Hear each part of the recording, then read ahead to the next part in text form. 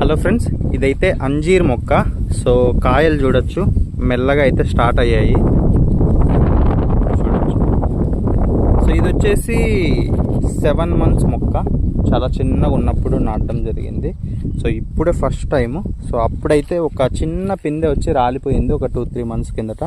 But ఇప్పుడు మాత్రం చాలా కాయలు అయితే వస్తున్నాయి. ప్రతి ఆకు దగ్గర ఒక్కొక్క కాయ వస్తుంది అనుకుంటాను. ఇది చూడొచ్చు.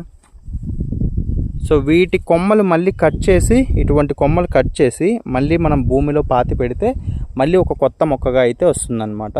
సో ఈ మొక్క కొనాల్సిన పని లేదు. ఒకసారి మొక్క కొనుక్కుంటే మళ్ళీ ఇక్కడికి కొమ్మ కట్ చేసుకోవడము, నాటుకోవడం.